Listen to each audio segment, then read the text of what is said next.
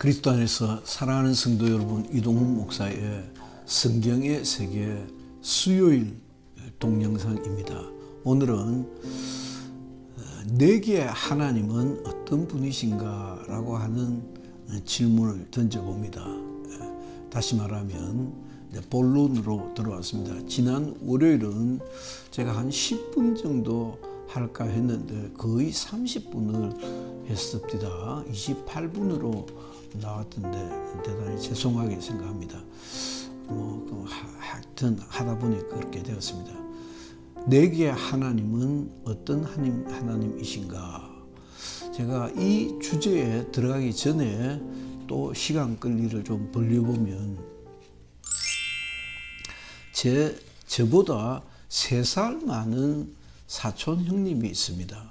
저보다 3살 많은 사촌 형님은 젊은 날에는 병력 기피를 해가지고 도망을 다니다가 군 생활을 마쳤습니다. 하여튼 군 생활을 마치고 공부하고는 좀 담지고 살았던 사람인데 공부를 또 바짝 열심히 해서 경찰 공무원으로 정년 퇴직을 했습니다.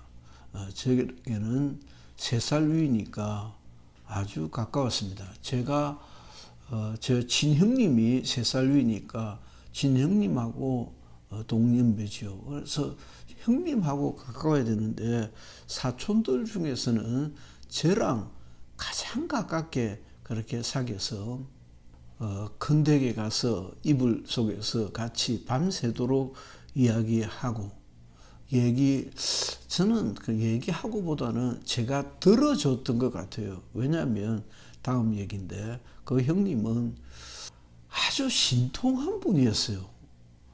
굉장히 신령한 분이었습니다. 예를 들면 그 식구들이 어머니가 아버지가 꿈을 꿨다면 아버지 이런 꿈 꿨지요 하고 자기는 꾸지도 않은 꿈 이야기를 해석을 해주는 거예요. 그래서 사촌인 제가 생각할 때도 저 형님은 좀 이상하다, 좀 신통한 능력을 가지고 있다라고 생각하고 주식을 꽤 즐겨했는데 주식도 그런 식으로 주식을 관리를 하더라고요.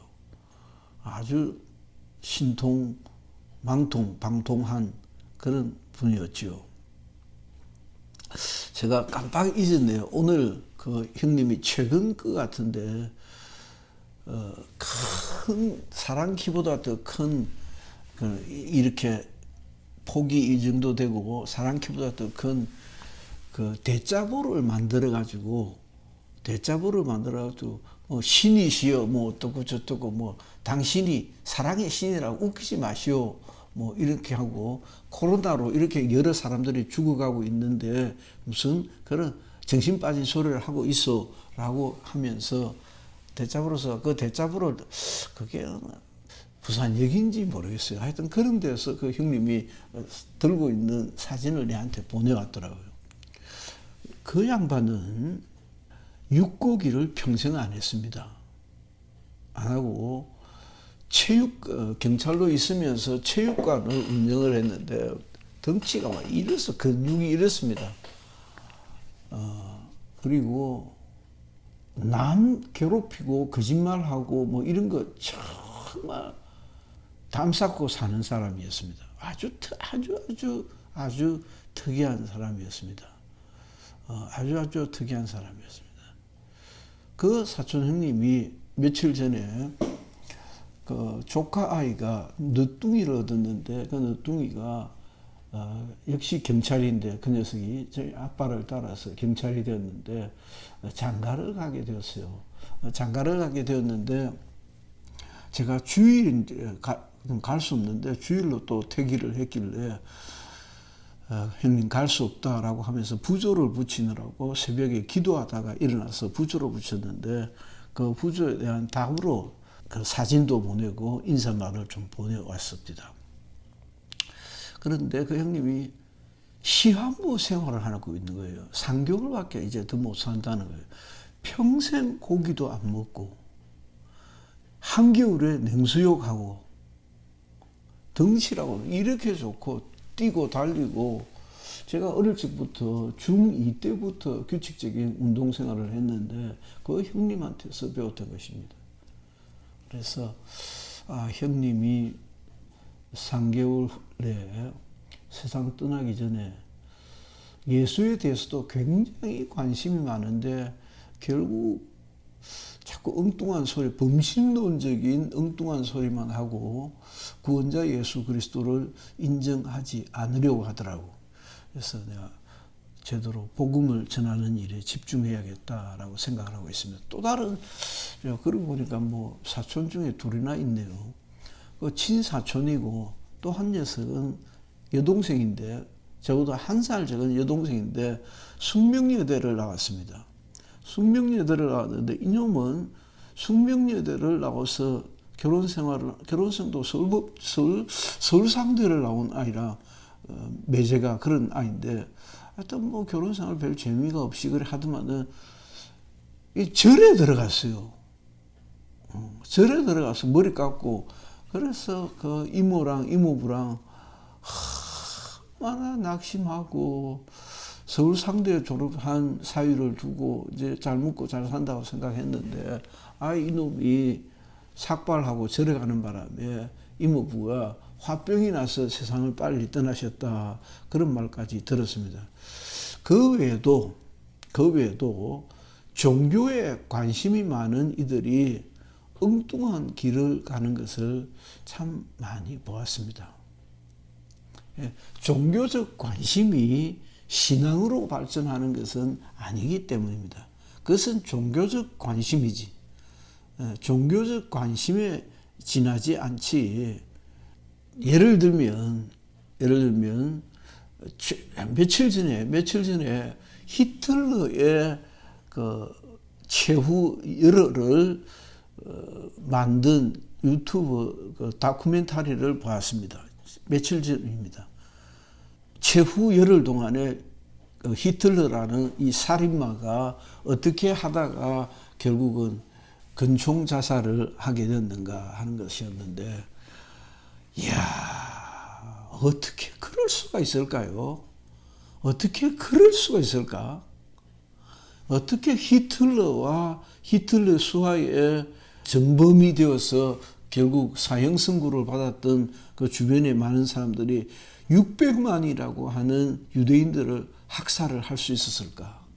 상상도 할 수 없는, 저는 워낙 그 관심이 좀 많은 편이어서 게슈타포 2차 대전 이런 또 유대인 홀로코스트 같은 그런 영화들을 굉장히 주의 깊게 보았던 사람인데, 야, 우리나라도 마찬가지입니다. 이재명이 같은 그런 인간도 마찬가지입니다. 완전 도둑놈 아닙니까? 사기꾼 아닙니까? 여러분들 중에서도 그 이재명이라고 하는 대통령 후보, 지금 국회의원, 경기도지사, 성남시장을 8년 하고 또 경기지사를 하다가 대통령으로 출마를 했던 그 사람, 완전 도둑놈 아닙니까?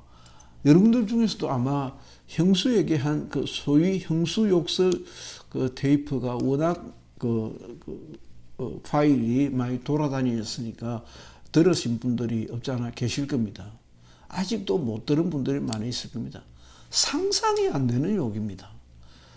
저도 별 그렇게 우리는 어릴 적에 선생님 그놈 그 새끼 이런 얘기는 입에 달고 살았는데도 그런 욕은 상상도 못 해봤습니다. 상상할 수 없는 욕이었습니다. 그래서 그 이재명 씨 별명이 찌재명이라고 그러지 않습니까? 찌재명. 왜 찌재명이라고 하시는지 아십니까? 형수의 무고를 찢어버리겠다는 것이었어요.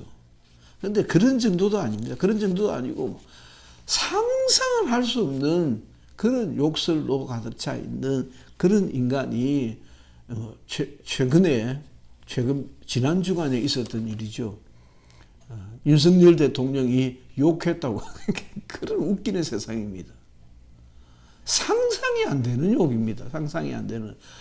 우리가 어릴 적에 욕쟁이 할매, 동네에서 욕을 잘하면 욕쟁이 할매 이렇게 할 수도 있는데, 아무리 심한 욕쟁이 할매도 그런 욕은 하지 않습니다. 그와 같이 마찬가지입니다. 푸틴도 러시아의 푸틴도 마찬가지입니다. 살인마입니다. 지금이 어느 시대인데 결국 무력 침공을 해서 국경의 영토를 넓혀간 그런 인물이지 않습니까? 요한복음 4장 혹은 16장 등에 보면 굉장히 중요한 말씀이 있습니다. 주 예수를 믿으라 그리하면 너와 내 집이 구원을 얻으리라고 하는 말씀이라든지 예수란 이름 외에는 구원 얻을 이름을 달리 우리에게 주신 것이 없다고 하셨는데 내가 곧 길이요 진리요 생명이라고 하셨는데 우리는 정말 엉뚱길을 가는 많은 사람들을 만나볼 수 있습니다. 완전 미친갱이, 완전 괴물, 이 국가 지도자가 되면 국가 지도자 완전 그거는 살인가성인 겁니다. 그 히틀러가 그렇고 이재명이가 그렇고 푸틴이 마찬가지입니다.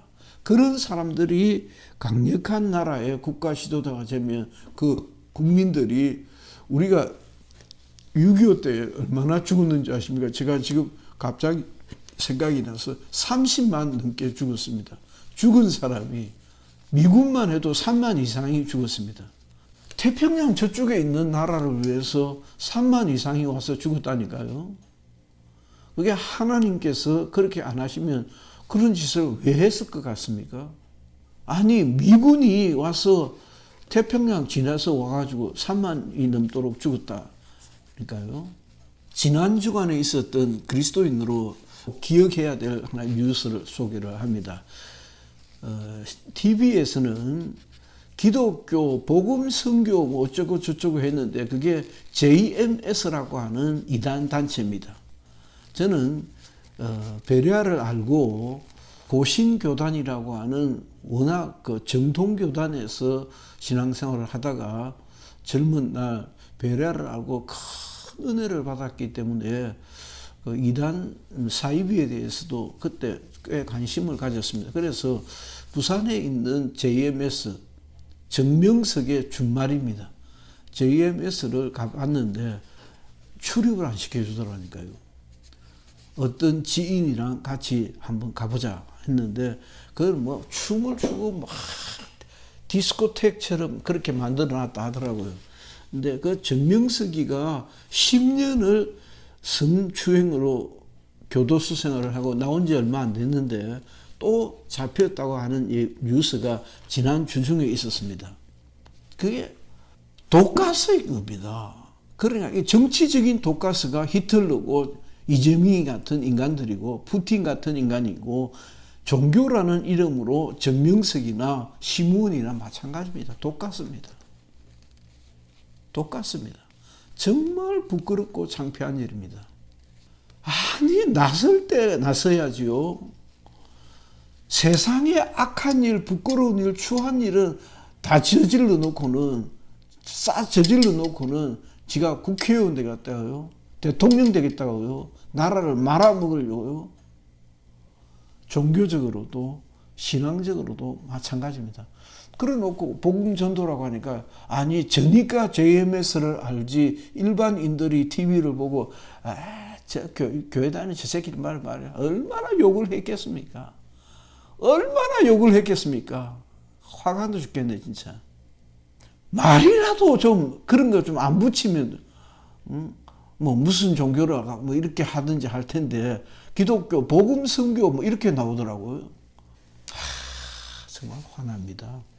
창피하고 부끄럽고 나서지 말아야 할 인간들이 나서서 하나님의 얼굴에 똥칠하고 있는 그런 격입니다.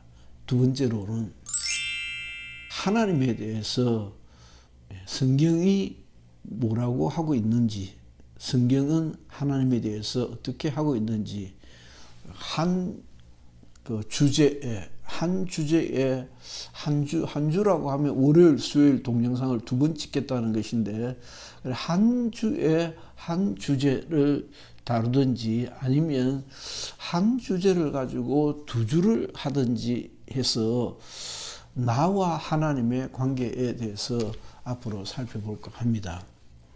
조금 더 자세히 할 필요가 있다 느껴지면 한 주제를 가지고 2주를 하면 4번인데 많지 않거든요. 한 15분짜리, 20분짜리를 하면 그래봤자 80분이거든요. 우리가 부흥회 때 조금 길게 하다 보면 뭐 80분, 2시간 그렇게 가니까 어느 정도입니다. 성경이 그리는 하나님에 대해서 한 주에 한 주제 혹은 2주에 한 주제를 다뤄볼까 합니다.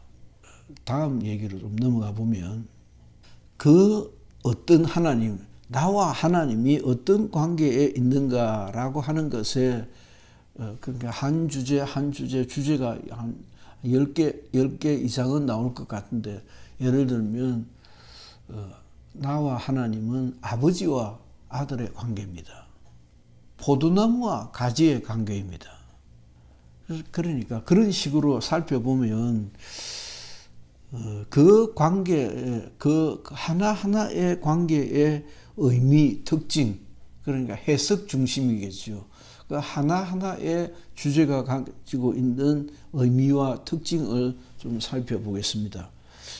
그리고 두 번째는 그 하나하나의 관계에 있어서 예를 들면 하나님은 임금이시고 나는 그의 백성인데 그럴 때 내가 취할 태도는 무엇인가? 내가 취할 태도에 대해서도 또 살펴볼까 합니다. 그리고 마지막으로는 오늘 당장 이 성경은 내게 대하여 무엇을 요구하고 있는가도 빠뜨리지 않도록 해보겠습니다. 이렇게 길면 한 6개월 정도를 한 다음에 제가 꼭 한번 다루어 보고 싶은 것은 신약 성경의 논쟁점입니다. 예를 들면 사도와 마태, 마가, 누가복음이 먼저 쓰여진 것처럼 생각 들지만은 사실은 바울의 서신들이 먼저 쓰여졌습니다. 먼저 세상에 알려졌습니다. 그리고 예수의 말씀들이 정리가 되기 시작했는데 그 신약 성경에는 몇 가지 논쟁점들이 나옵니다. 예를 들면 우리가 제일 잘 아는 것 중에 하나는 교회 안에서 할례를 받아야 된다, 안 받아도 된다. 제사 음식을 손대도 된다, 손대면 안 돼! 라고 하는 이들이 있었습니다. 유대교와의 관계를 어떻게 보아야 할 것인지에 대한 논쟁점도 있었습니다. 11조에 대한 논쟁점도 있었습니다. 그래서 그 논쟁점이 있을 법한 것 같은데 없는 게 있습니다. 내가 곧 길이요 진리요 생명이니 나로 말미암지 아니하고는 예수께로 아버지께로 올 자가 없느니라고 예수님 말씀하셨는데 아니 그러면 아브라함은 예수를 어떻게 알았나요? 다윗은 어떻게 예수를 알았나요? 이사야 예레미야는 예수를 알았나요? 그래서 신약교회 성도들이 선생님 아브라함 구원받았을까요? 이사야는 구원받았을까요? 다윗왕은 구원받았을까요? 다윗왕이 어떻게 예수를 알았습니까? 그런 얘기를 해볼 수가 있을 것도 하다는 것입니다.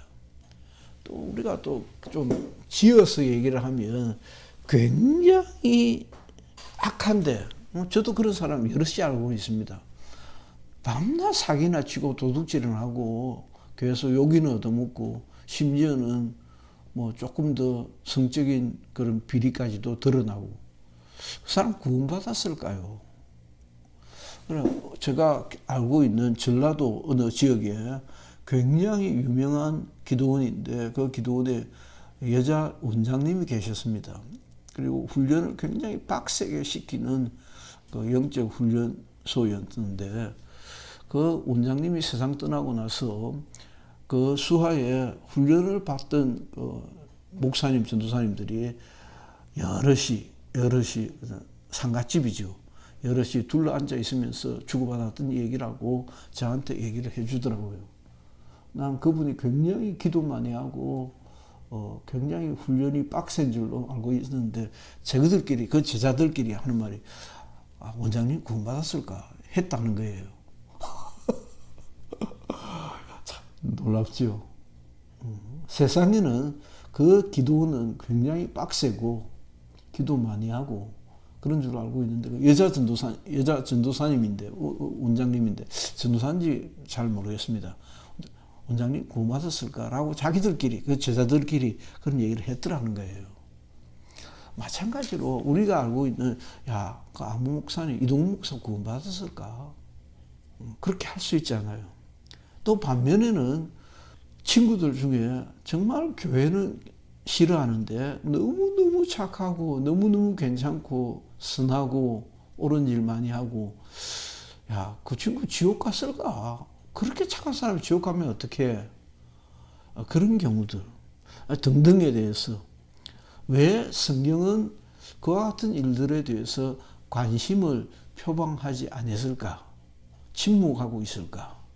그런 것들을 제가 한번 취급해 보아야겠다라고 하는 생각도 좀 스치고 지나갔습니다. 그래서 일단 10월 첫째 주일인 오늘 오프닝을 이렇게 하고 다음 주부터 본격적으로 들어가서 최소한 4개월, 길면 한 6개월은 해야 되지 않을까 싶고 6개월이 끝나고 나면 제가 후자에 말씀드렸던 그런 논쟁점들을 한번 살펴보면 어떨까 싶습니다.